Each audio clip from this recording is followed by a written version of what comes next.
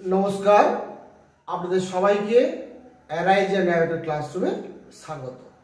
আমি পার্থরাজ মিশ্র, শিক্ষক অমরশ্রী Raghunath high school. আমার স্নেহের ছাত্রছাত্রীরা, তোমরা জানো আমি গতদিন থেকে ক্লাস 11-এর জিওগ্রাফি প্র্যাকটিক্যালের ক্লাস শুরু করেছি। কারণ কোভিড অতিমারির কারণে বিদ্যালয় বন্ধ থাকার জন্য সবথেকে বেশি ক্ষতিগ্রস্ত হচ্ছে উচ্চ মাধ্যমিক স্তরের ছাত্রছাত্রীরা। তারা কিন্তু টিউশনের মাধ্যমে বা নিজের উদ্যোগে থিওরিটিক্যাল বিষয়গুলো পড়াশোনা করতে পারলেও প্র্যাকটিক্যালের ক্ষেত্রে তারা কিন্তু একটা অসুবিধে ফিল করছে। সেই কথা মাথায় রেখে আমি প্র্যাকটিক্যালের ওপরে ক্লাসগুলো শুরু করেছি। গতদিনের ক্লাসে আমি কিন্তু মার্কস ডিস্ট্রিবিউশন এবং সিলেবাস, অর্থাৎ ক্লাস 11-এর জিওগ্রাফি প্র্যাকটিক্যালের সিলেবাস এবং মার্কস ডিস্ট্রিবিউশন সম্পর্কে বিস্তারিত আলোচনা করেছি। আজকের ক্লাসটা কিন্তু আমি আলোচনা করব এই জিওগ্রাফি প্র্যাকটিক্যালের ফার্স্ট চ্যাপ্টার বা প্রথম অধ্যায়ে, যেটা ম্যাপস অ্যান্ড স্কেলস, বাংলায় আমরা বলতে পারি মানচিত্র এবং স্কেল, এই বিষয়টা নিয়ে আলোচনা শুরু করব। আলোচনার শুরুতে সবাইকে বিনম্রভাবে অনুরোধ করব, এখনো যারা আমার চ্যানেলটি সাবস্ক্রাইব করেননি দয়া করে চ্যানেলটি সাবস্ক্রাইব করে নেবেন এবং বেল আইকনটি ক্লিক করে অল নোটিফিকেশনটি অন করে নেবেন। আরেকটি কথা অত্যন্ত গুরুত্বপূর্ণ, আমার এই ভিডিওটা দেখার সময় যদি কোনো কারণে এই বোর্ডের লেখাগুলো স্পষ্টভাবে তোমরা না দেখতে পাও, সেক্ষেত্রে তোমরা কিন্তু ডিস্ট্রিবিউশন, আমাদের যে ডেসক্রিপশন বক্স আছে, ডিস্ট্রিবিউশন নয়, ইউটিউবের যে ডেসক্রিপশন বক্স আছে, সেই ডেসক্রিপশন বক্সে বা পাবলিক কমেন্ট বক্সে আমি কিন্তু গুগল ড্রাইভের একটা লিঙ্ক দিয়ে রাখবো। সেই গুগল ড্রাইভের লিঙ্কটাকে তোমরা ক্লিক করলে এই বোর্ড ওয়ার্কটা তোমরা স্পষ্টভাবে দেখতে পাবে এবং আমার তোমাদের প্রতি নির্দেশ থাকবে, তোমরা কিন্তু ভূগোল খাতায় অবশ্যই এই বোর্ডে যা যা লেখা আছে সেটা কিন্তু অবশ্যই নোট করে নেবে, তাহলে তোমাদের আর বুঝতে কোনো অসুবিধে থাকবে না। তাহলে আমার স্নেহের ছাত্রছাত্রীরা, এটা বুঝতেই পারছো যে আজকের ক্লাসটা কিন্তু তোমাদের জন্য অত্যন্ত ইম্পর্ট্যান্ট। আরেকটি কথা বলে রাখি, সেটা হচ্ছে আজকের এই ক্লাসটা যদি তোমরা ভালো করে না বুঝতে পারো, তাহলে কিন্তু প্র্যাকটিক্যালে তোমাদের যে রৈখিক স্কেল আঁকতে হবে, এই রৈখিক স্কেল কিন্তু তোমরা আঁকতে পারবে না, তোমাদের কনসেপশনটা ক্লিয়ার হবে না। তাই কনসেপশনটা ক্লিয়ার করার জন্য আমি প্রথমে প্র্যাকটিক্যাল সংক্রান্ত যে থিওরিটা আছে সেই থিওরিটা একটু তোমাদেরকে বলে নিচ্ছি, তারপরে ধাপে ধাপে কিভাবে রৈখিক স্কেল আঁকতে হয় সেটা আমি তোমাদের শিখিয়ে দেবো। তাহলে আজকের ক্লাসটা কিন্তু কনসেপচুয়াল ক্লাস, এটা কিন্তু মনে রাখতে হবে তোমাদের। তাহলে আমরা আজকের ক্লাসে কি আলোচনা করব? মানচিত্র এবং স্কেল সম্পর্কে। তাহলে মূল আলোচনায় চলে আসি, আর সময় নষ্ট করার কোনো প্রয়োজন নেই। আলোচনার শুরুতে তোমাদেরকে বলবো আজকের ক্লাসের কাম্য শিখন উদ্দেশ্যগুলো কি কি, এটা একটু প্রথমে দেখে নাও, তাহলে কিন্তু তোমাদের কাছে ক্লাসটা খুব সহজ হয়ে যাবে। কাম্য শিখন উদ্দেশ্যগুলো কি কি?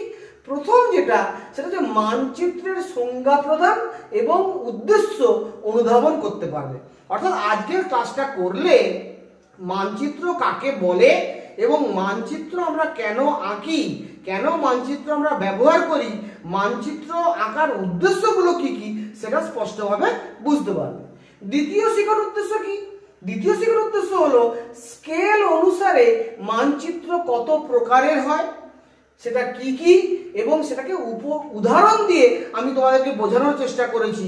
তোমরা যদি ভালো করে ক্লাসটা শেষ পর্যন্ত দেখো, তাহলে সমস্ত বিষয়টা পরিষ্কার হয়ে যাবে।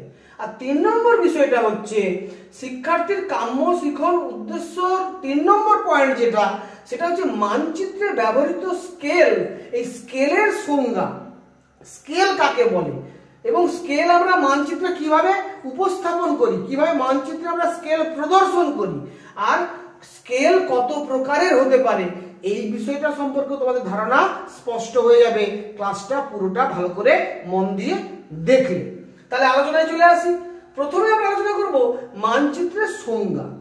মানচিত্র এমন একটা বিষয় যেটা কিন্তু ভূগোল পাঠের জন্য অত্যন্ত জরুরি একটা বিষয়। মানচিত্র ছাড়া ভূগোল পাঠ অসম্ভব, এটা আমার বিশ্বাস। তাহলে এই মানচিত্র কথাটার মধ্যে কিন্তু দুটো কথা আছে, একটা হচ্ছে মান আর একটা হচ্ছে চিত্র। একটা হচ্ছে মান, একটা হচ্ছে চিত্র। এই দুটো কথা খেয়াল করো, তাহলেই বুঝতে পারবে মানচিত্র ব্যাপারটা কি। আরেকটা কথা বলে রাখি, এই মানচিত্র যাকে ইংরেজিতে আমরা ম্যাপ বলি, এই ম্যাপ কথাটা এসছে ল্যাটিন শব্দ ম্যাপা থেকে। এই ম্যাপা থেকে আমরা ম্যাপ কথাটা এসছে আমরা বলতে পারি। তাহলে সংজ্ঞাটা দেখে নিয়ে এসো। মানচিত্রের সংজ্ঞা কি হবে? কোনো নির্দিষ্ট মান বা মাপ বা স্কেল অনুসারে, আমি আবারও দেখতে বলছি, কোনো নির্দিষ্ট মান বা মাপ বা স্কেল অনুসারে যখন আমরা সম্পূর্ণ পৃথিবী পৃষ্ঠে বা পৃথিবীর কোনো ক্ষুদ্র অংশ, মাঝারি অংশ বা বৃহৎ অঞ্চলের, সেটা গোটা পৃথিবীর হতে পারে বা পৃথিবীর কোনো ছোট অংশ, মাঝারি অংশ বা বৃহৎ অঞ্চলের ভৌগোলিক বৈশিষ্ট্যগুলোকে, ভৌগোলিক বৈশিষ্ট্য বলতে আমরা কি বুঝি? ভৌগোলিক বৈশিষ্ট্য বলতে আমরা বুঝি প্রাকৃতিক ভূদৃশ্য এবং সাংস্কৃতিক ভূদৃশ্য। এই ভৌগোলিক বৈশিষ্ট্যগুলোকে উপস্থাপন করার জন্য যে চিত্র আমরা অঙ্কন করি, সেই চিত্রটাকে আমরা বলছি মানচিত্র। তাহলে মান মানে এখানে মাপ বা স্কেল। সেই মাপ, নির্দিষ্ট মাপ অনুসারে, নির্দিষ্ট মান অনুসারে বা নির্দিষ্ট স্কেল অনুসারে গোটা পৃথিবীর বা পৃথিবীর কোনো ক্ষুদ্র, মাঝারি বা বৃহৎ অঞ্চলের ভৌগোলিক বৈশিষ্ট্য, যেমন আমরা বলতে পারি প্রাকৃতিক ভূদৃশ্য, পাহাড় পর্বত, নদী নালা ইত্যাদি। আবার সাংস্কৃতিক ভূদৃশ্য যেমন রাস্তাঘাট, জনবসতি ইত্যাদি। এই সমস্ত বিষয়গুলোকে আমরা উপস্থাপন করি কোনো চিত্র এঁকে, সেই বিষয়টাকে আমরা বলছি মানচিত্র। নিশ্চয়ই সংজ্ঞাটা তোমাদের কাছে স্পষ্ট হয়ে গেছে। এবার এই মানচিত্র অঙ্কনের উদ্দেশ্যগুলো কি কি? আমি একটু আগেই বললাম যে ভূগোল পাঠে মানচিত্র একটা অত্যন্ত গুরুত্বপূর্ণ বিষয়। মানচিত্র ভালো করে অনুধাবন না করলে ভূগোল সম্পর্কে কিন্তু স্পষ্ট ধারণা লাভ করা সম্ভব নয়। তাহলে উদ্দেশ্যগুলো কি কি আমরা দেখে নিই। প্রথম উদ্দেশ্য হচ্ছে পৃথিবীকে সম্পূর্ণভাবে বা আংশিকভাবে মূর্ত রূপে উপস্থাপন করা। পৃথিবীকে আমরা সম্পূর্ণভাবে বা আংশিকভাবে মূর্ত রূপে উপস্থাপন করি এই মানচিত্রের মাধ্যমে। আমরা তো গোটা পৃথিবীটাকে দেখতে পাচ্ছি না, তাহলে পৃথিবীর যে সমস্ত প্রাকৃতিক ভূদৃশ্য সম্পর্কে আমরা পঠন পাঠন করছি বা সাংস্কৃতিক ভূদৃশ্য সম্পর্কে আমরা পঠন পাঠন করছি, সেই এলাকা বা অঞ্চলের যখন আমরা বিভিন্ন প্রকার প্রাকৃতিক এবং সাংস্কৃতিক ভূদৃশ্যগুলোকে ছবি এঁকে, কখনো কখনো ইন্ডেক্স দিয়ে, কখনো কখনো সংকেত উল্লেখ ব্যবহার করে যখন চিত্র বা ছবি আঁকছি আরো স্পষ্টভাবে উপলব্ধি করার জন্য, অনুধাবন করার জন্য, তখন সেই মূর্ত উপস্থাপন করার জন্যই কিন্তু আমরা মানচিত্র অঙ্কন করি, অর্থাৎ কনসেপশনটা ক্লিয়ার করার জন্য। দ্বিতীয় বিষয়টা কি না, পৃথিবীর প্রাকৃতিক ও সাংস্কৃতিক ভূদৃশ্যগুলিকে দেখিয়ে আমরা সহজে বিষয়টাকে উপলব্ধি করতে পারি। এটা একটা গুরুত্বপূর্ণ উদ্দেশ্য। আমরা যত মূর্তভাবে সাংস্কৃতিক এবং প্রাকৃতিক ভূদৃশ্যগুলোকে উপস্থাপন করতে পারবো, তত সেই এলাকা বা অঞ্চল সম্পর্কে একটা স্পষ্ট ধারণা গড়ে তুলতে পারবো। 3 নম্বর বিষয় কি না, বিপর্যয় প্রবণ যে অঞ্চলগুলো আছে পৃথিবীতে তো বিভিন্ন প্রকার বিপর্যয় হয়। তো এই যে বিপর্যয় প্রবণ অঞ্চলগুলো আছে, সেই বিপর্যয় প্রবণ অঞ্চলগুলোকে চিহ্নিত করে সঠিক ব্যবস্থাপনা গ্রহণের জন্য কিন্তু আমরা বিপর্যয় মানচিত্র, বিপর্যয় ব্যবস্থাপনা মানচিত্র তৈরি করতে পারি। এটাও একটা গুরুত্বপূর্ণ উদ্দেশ্য। 4 নম্বর কি না, আর্থসামাজিক অবস্থা অনুধাবন ও পরিকল্পনা রূপায়ণ করা। একটি রাজ্য, একটি দেশ, একটি মহাদেশ বা একটি জেলা, যে কোনো ভূপ্রাকৃতিক অঞ্চল, সেটাকে যদি আমরা সেই অঞ্চলের মানুষের আর্থসামাজিক অবস্থাটাকে আমরা ভালো করে উপলব্ধি করতে চাই এবং সেই আর্থসামাজিক অবস্থা অনুযায়ী যদি আমরা সুনির্দিষ্ট পরিকল্পনা গ্রহণ করতে চাই, সেক্ষেত্রেও কিন্তু মানচিত্র আমাদের আঁকতে হবে বা মানচিত্রের মাধ্যমে কিন্তু আমরা সহজেই আর্থসামাজিক অবস্থাটা অনুধাবন করতে পারবো বা প্রকল্প রূপায়ণ করতে পারবো। আর পঞ্চম বা 5 নম্বর উদ্দেশ্য হচ্ছে প্রতিরক্ষা সংক্রান্ত পরিকল্পনা গ্রহণ এবং রূপায়ণ।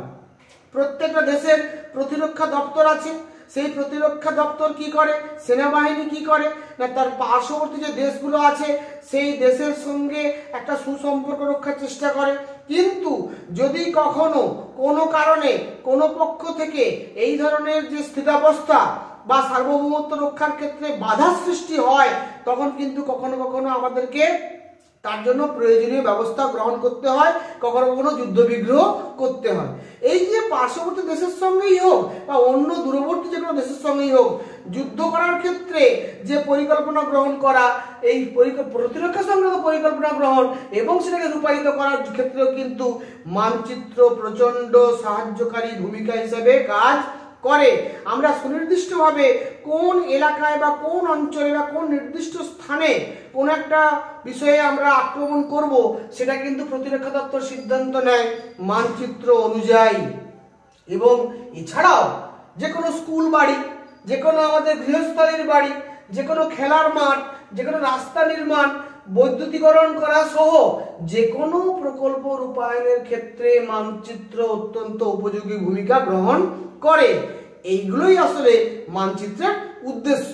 সোজা কথায় বলতে গেলে মানচিত্র আমাদের বিভিন্ন প্রকার প্রাকৃতিক এবং সাংস্কৃতিক ভূদৃশ্যগুলোকে গোটা পৃথিবীর বা পৃথিবীর কোনো নির্দিষ্ট অংশের প্রাকৃতিক এবং সাংস্কৃতিক ভূদৃশ্যগুলোকে সহজ করে সুন্দরভাবে উপলব্ধি করতে বা অনুধাবন করতে সাহায্য করে। তাহলে নিশ্চিতভাবে উদ্দেশ্য তোমরা বুঝতে পেরে গেলে। এবারে চলে এসো মানচিত্রের শ্রেণী বিভাগে। মানচিত্র কত রকমের আমরা হতে পারে। এখানে আমি মানচিত্র যে শ্রেণী বিভাগ করেছি সেটা কিন্তু স্কেল অনুসারে। স্কেল অনুসারে মানচিত্র কয় প্রকার, মানচিত্র অনেক রকমের হয়, কিন্তু স্কেল অনুসারে মানচিত্র কয় প্রকার এটাই আমরা আজকে উপস্থাপন করব। কারণ স্কেল আঁকার জন্যই কিন্তু মানচিত্র বিষয়টা আমরা পড়ছি। তাহলে স্কেল অনুসারে মানচিত্র কয় প্রকার না, আমি ওখানে বলেছি, তোমাদের একটা চার্ট করে দিয়েছি। সেখানে বলেছি ক্ষুদ্র স্কেলের মানচিত্র, মাঝারি স্কেলের মানচিত্র এবং বৃহৎ স্কেলের মানচিত্র। ভালো করে লক্ষ্য করে দেখো, যে সকল মানচিত্রের আরএফ বা রিপ্রেজেন্টেটিভ ফ্র্যাকশন বা সহজ কথায় বলতে পারি ভগ্নাংশসূচক স্কেল 1:10 লাখ 1:10 লক্ষ তার থেকে বেশি হবে, সেই মানচিত্রকে আমরা বলবো ক্ষুদ্র স্কেলের মানচিত্র। ভালো করে বুঝে নাও, যে মানচিত্রের স্কেল 1:10 লাখের বেশি সেইটাকে আমরা বলছি ক্ষুদ্র স্কেলের মানচিত্র। কোনগুলো ক্ষুদ্র স্কেলের মানচিত্র না, অ্যাকচুয়ালি ওয়াল ম্যাপ, যেটা আমরা দেওয়াল ম্যাপ বলি, থিমেটিক ম্যাপ, এই ওয়াল ম্যাপ বা থিমেটিক ম্যাপ এগুলো অ্যাকচুয়ালি ক্ষুদ্র স্কেলের মানচিত্রের মধ্যে পড়ে। এখানে আমরা কি করি না, একটা বিরাট অঞ্চলকে ছোট করে উপস্থাপন করি, একটা বিরাট অঞ্চলকে ছোট করে উপস্থাপন করি। মানে কি, গোটা পৃথিবীটাকে একটা মানচিত্রে যখন আমরা উপস্থাপন করব তখন কিন্তু সেখানে সেই মানচিত্রটা ক্ষুদ্র স্কেল অনুসারে আঁকা হবে, যার আরএফ হবে 1:10 লাখের থেকে বেশি। মাঝারি স্কেলের মানচিত্র কোনটাকে বলবো না, যে সমস্ত মানচিত্র 1:50,000 থেকে 1:1 লাখ এই আরএফ বা রিপ্রেজেন্টেটিভ ফ্র্যাকশন বা আমরা বলতে পারি সংখ্যাসূচক ভগ্নাংশমূলক স্কেল অনুসারে আঁকা হয়, সেই মানচিত্রকে আমরা বলবো মাঝারি স্কেলের মানচিত্র। এক্ষেত্রে মাঝারি মাপের কোনো অঞ্চলকে আমরা উপস্থাপন করি সাধারণত টোপোগ্রাফিক্যাল ম্যাপ, যেগুলো 15 মিনিট বাই 15 মিনিট বা 4 ডিগ্রি বাই 4 ডিগ্রি এলাকা জুড়ে আঁকা হয়, সেই মানচিত্রগুলোকে আমরা বলছি মাঝারি স্কেলের মানচিত্র। উদাহরণ বলতে পারি টপোগ্রাফিক্যাল ম্যাপ, অর্থাৎ যার আরএফ হচ্ছে 1:50,000 থেকে 1:1 লাখ। আর বৃহৎ স্কেলের মানচিত্র কাকে বলবো না, যে সমস্ত মানচিত্রের আরএফ বা ভগ্নাংশসূচক স্কেল 1:50,000 এর কম, লেস দেন 1:50,000, সেই সমস্ত মানচিত্রকে আমরা বলবো বৃহৎ স্কেলের মানচিত্র। এখানে কি করা হয় না, ছোট অঞ্চলকে বিস্তৃতভাবে উপস্থাপন করা হয়, ছোট অঞ্চলকে বিস্তৃতভাবে উপস্থাপন করা হয়। এর উদাহরণ কি, ছোট এই বৃহৎ স্কেলের মানচিত্রের উদাহরণ হচ্ছে ক্যাডাস্ট্রাল ম্যাপ বা যেটাকে আমরা মৌজা মানচিত্র বলি, এই মৌজা মানচিত্র কিন্তু অ্যাকচুয়ালি বৃহৎ স্কেলের মানচিত্র। তাহলে খেয়াল করার একটা জিনিস দেখো, ক্ষুদ্র স্কেলের মানচিত্রের ক্ষেত্রে বিশাল অঞ্চলকে ছোট করে দেখি আমরা, বৃহৎ স্কেলের মানচিত্রের ক্ষেত্রে ছোট অঞ্চলকে বিস্তৃতভাবে বা বড় করে দেখি আমরা। ঠিক আছে, ঠিক উল্টোটা, ক্ষুদ্র স্কেলের মানচিত্রের কিন্তু আরএফ এর মান বেশি, আর বৃহৎ স্কেলের মানচিত্রে আরএফ এর মান কিন্তু কম। এইটা থেকে তোমাদের মনে রাখতে হবে কোনটা বৃহৎ স্কেলের, কোনটা ক্ষুদ্র স্কেলের, কোনটা মাঝারি স্কেলের। আমি আরো একবার বলছি, ক্ষুদ্র স্কেলের মানচিত্র বলতে মূলত ওয়াল ম্যাপ বা থিমেটিক ম্যাপকে বুঝি। মাঝারি স্কেলের মানচিত্র বলতে আমরা টোপোগ্রাফিক্যাল ম্যাপ বা ভূ বৈচিত্র্য সূচক মানচিত্রকে বুঝি।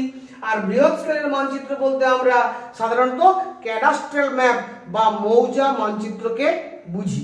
নিশ্চিতভাবে তোমরা স্কেল অনুসারে মানচিত্রের শ্রেণীবিভাগটা অনুধাবন করতে পেরেছো, এটা আমি আশা করতেই পারি। এরপরে আসছি মানচিত্রে ব্যবহৃত স্কেল। এই স্কেল কাকে বলে, স্কেলের সংজ্ঞা কি? মানচিত্রে যে আমরা স্কেল ব্যবহার করি, সেই স্কেল বলতে আমরা কি বুঝি?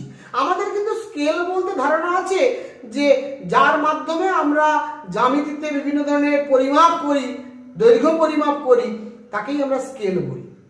এক্ষেত্রে সেই ব্যাপারটাই একটু অন্যভাবে উপস্থাপন করা হচ্ছে। কি না, মানচিত্রে স্কেল বলতে আমরা বুঝি মানচিত্রে বা লেখচিত্রে বা কোনো পরিকল্পনা চিত্রে, সেটা মানচিত্রে হতে পারে, কোনো লেখচিত্রে বা গ্রাফে হতে পারে, বা কোনো পরিকল্পনা চিত্রে হতে পারে, প্রদর্শিত দূরত্বের সঙ্গে প্রকৃত দূরত্বের অনুপাতকে স্কেল বলে। অনুপাতকে, খেয়াল করো কি বললাম তাহলে, না আমাদের মানচিত্রে প্রদর্শিত দূরত্বের সঙ্গে প্রকৃত দূরত্বের অনুপাতকে স্কেল বলে। আরো সহজ করে ব্যাপারটাকে বলি, তাহলে স্কেল বলতে আমরা বুঝি মানচিত্রে দুটি স্থানের দূরত্ব অনুপাত ভূপৃষ্ঠে ওই দুটি স্থানের প্রকৃত দূরত্ব বা বাস্তব দূরত্ব। তাহলে কার কার অনুপাত, না মানচিত্রে দুটি স্থানের দূরত্ব ইজ টু ভূপৃষ্ঠে ওই দুটি স্থানের প্রকৃত দূরত্বকে আমরা বলবো স্কেল। তাহলে স্কেলের সংজ্ঞা নিশ্চয়ই বুঝতে পেরে গেছো। এবারে আসছি মানচিত্রে স্কেল প্রদর্শনের পদ্ধতিগুলো কি কি। আমরা মানচিত্রে মূলত তিন ভাবে স্কেলকে উপস্থাপন করি বা স্কেলকে প্রদর্শন করি। কিভাবে, না একটা হচ্ছে বিবৃতিমূলক স্কেল, একটা হচ্ছে ভগ্নাংশ সূচক স্কেল, আর একটা হচ্ছে লৈখিক স্কেল। এবারে আমি এক এক করে আলোচনা করি।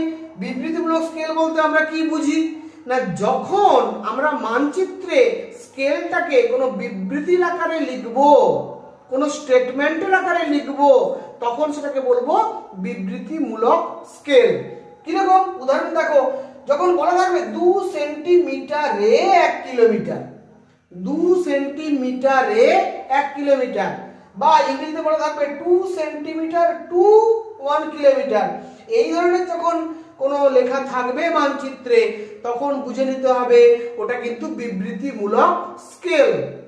ঠিক আছে, এইভাবে বিবৃতি আকারে না লিখে যদি আরএফ বা রিপ্রেজেন্টেটিভ ফ্র্যাকশন বা অনুপাত আকারে বা ভগ্নাংশ আকারে আমরা লিখি, যেটা আমরা লিখেছি এখানে, সেই ভগ্নাংশ আকারে বা অনুপাত আকারে লিখলে তখন তাকে বলা হবে ভগ্নাংশ সূচক স্কেল। যেমন দেখো 2 সেন্টিমিটারে 1 কিলোমিটার, এটা কিন্তু না লিখে আমরা কিন্তু লিখতে পারি 1:50,000। তাহলে 1:50,000 বলতে যা বোঝায় 2 সেন্টিমিটারে 1 কিলোমিটার বলতেও কিন্তু তাই বোঝায়। এটা বিবৃতির মাধ্যমে উল্লেখ করলাম, এটা ভগ্নাংশ সূচক ভাবে বা সংখ্যা সূচক ভাবে আমরা উপস্থাপন করলাম। মোটামুটি দুটো কথা কিন্তু বাস্তবে একই, শুধু উপস্থাপন করার পদ্ধতিটা আলাদা। আর 3 নম্বর বিষয় হচ্ছে লৈখিক স্কেল। এই লৈখিক স্কেলকে আমরা আবার 4 ভাগে ভাগ করতে পারি: রৈখিক স্কেল, ভার্নিয়ার স্কেল, তুলনামূলক স্কেল এবং ডায়াগোনাল স্কেল। আমি আবারও বলছি, দেখো, রৈখিক স্কেল বা linear scale, vernier scale, comparative scale এবং ডায়াগোনাল স্কেল। এবারে আসছি মূল কথায়। আমাদের ক্লাস 11 এর জিওগ্রাফি প্র্যাকটিক্যালে এই রৈখিক স্কেল অঙ্কন করতে হয়। এই রৈখিক স্কেল অঙ্কন করতে গেলে আমাদের কিন্তু এই বিষয়গুলো সম্পর্কে যদি প্রাথমিক ধারণা না থাকে তাহলে কিন্তু আমরা রৈখিক স্কেল আঁকতে পারবো না। আমি তোমাদের এই জন্য আজকে প্রথমে থিওরিটিক্যালি পুরো ব্যাপারটা আলোচনা করলাম। এখানে আরেকটা কথা বলে রাখি, এই যে পরীক্ষাতে ক্লাস 11-এর জিওগ্রাফি প্র্যাকটিক্যাল পরীক্ষাতে স্কেল এই চ্যাপ্টারটা থেকে আমাদের 5 নম্বরের প্রশ্ন আসে। তার মধ্যে 4 নম্বর আসে একটি রৈখিক স্কেল অঙ্কন করার কথা বলা হয়, আর 1 নম্বর আসে একটা এসএকিউ বা এমসিকিউ কোশ্চেন। এই রৈখিক স্কেল আঁকার ক্ষেত্রে আমাদের প্রথমে একটা ক্যালকুলেশন করতে হয়, সেই ক্যালকুলেশনটার জন্য থাকে 2 নম্বর, এবং ওই ক্যালকুলেশনটা অনুযায়ী আমাদেরকে যে রৈখিক স্কেলটা আঁকতে হবে সেই আঁকার জন্য থাকে 2 নম্বর। তাহলে আমরা যদি ক্যালকুলেশনটা ঠিকঠাক করে না করতে পারি তাহলে কিন্তু আমার রৈখিক স্কেল আঁকাটার ক্ষেত্রেও ভুল হয়ে যাবে। তাই ক্যালকুলেশনটা শিখে নেওয়া এবং স্কেলটা কিভাবে, রৈখিক স্কেল কিভাবে আঁকতে হয় সেটাও বুঝে নেওয়া দুটোই অত্যন্ত জরুরি বিষয়। সেই জন্য কিন্তু তোমাদের আজকে আমি এই ক্লাসটা প্রথমে আলোচনা করে দিলাম। তাহলে মোট 5 নাম্বার, 2 নাম্বার থাকবে প্রথমে আমাদের ক্যালকুলেশনের জন্য, বাকি 2 নাম্বার থাকবে আঁকার জন্য, এবং 1 নাম্বারের একটি শর্ট প্রশ্ন থাকবে, সেটা এসএকিউ টাইপের শর্ট প্রশ্ন। এসএকিউ টাইপের শর্ট প্রশ্ন কেমন হতে পারে? ধরো এখানে যে কথাগুলো বলা আছে এখান থেকে তোমাকে বললো মানচিত্র কাকে বলে, এটা একটা 1 নাম্বারের প্রশ্ন হতে পারে। তোমাকে জিজ্ঞেস করতে পারে যে ক্ষুদ্র স্কেলের মানচিত্রের যাকে বলে আরএফ কত হয়, এটা একটা প্রশ্ন হতে পারে। মাঝারি স্কেলের মানচিত্রের আরএফ কত থেকে কতর মধ্যে থাকে, বা বৃহৎ স্কেলের মানচিত্রের আরএফ কত হয়। বা প্রশ্ন করতে পারে যে মানচিত্রে আমরা স্কেল কি ভাবে প্রদর্শন করতে পারি। বা প্রশ্ন করতে পারে 2 সেন্টিমিটারে 1 কিলোমিটারকে আরএফ এ রূপান্তরিত করো। এই ধরনের ছোট ছোট জিনিস তোমাদের কিন্তু 1 নম্বরের শর্ট প্রশ্ন হিসাবে আসতে পারে। তাই প্রথমে আজকে আমি প্র্যাকটিক্যালের অন্তর্গত যে থিওরিটিক্যাল পার্ট সেটা আলোচনা করলাম। আমার স্নেহের ছাত্রছাত্রীরা, আশা করি তোমরা আজকের ক্লাসটা ভালোভাবে বুঝতে পেরেছো। যদি কোথাও বুঝতে অসুবিধে থাকে তাহলে একবারের জায়গায় 2 বার ভিডিওটা মন দিয়ে দেখবে। আমি বোর্ডে যা যা লিখে রেখেছি এই লেখাগুলোকে খাতায় অবশ্যই নোট করে নেবে। খাতায় নোট করে নিয়ে তুমি যদি একটু ভালো করে উপলব্ধি করার চেষ্টা করো তাহলে নিশ্চিতভাবে কোনো অসুবিধে থাকবে বলে আমার মনে হয় না। তা সত্ত্বেও যদি অসুবিধা থাকে কমেন্ট বক্সে লিখে জানাবে। আমি পরের ক্লাস থেকে ধাপে ধাপে কেমনভাবে রৈখিক স্কেল অঙ্কন করতে হয়, কেমনভাবে তার ক্যালকুলেশন করতে হয় সেটা ধাপে ধাপে আলোচনা করব। আজকের ক্লাসটা এই পর্যন্ত। যদি ক্লাসটা ভালো লাগে তাহলে অবশ্যই লাইক করবে, শেয়ার করবে, এবং এখনো যারা সাবস্ক্রাইব করনি অবশ্যই সাবস্ক্রাইব করবে। এই আশা রেখে সবাইকে যথাযোগ্য স্থানে সম্মান, শ্রদ্ধা, শুভেচ্ছা, অভিনন্দন এবং ভালোবাসা জানিয়ে আজকের ক্লাসটা আমি এখানেই শেষ করছি। Thank you very much.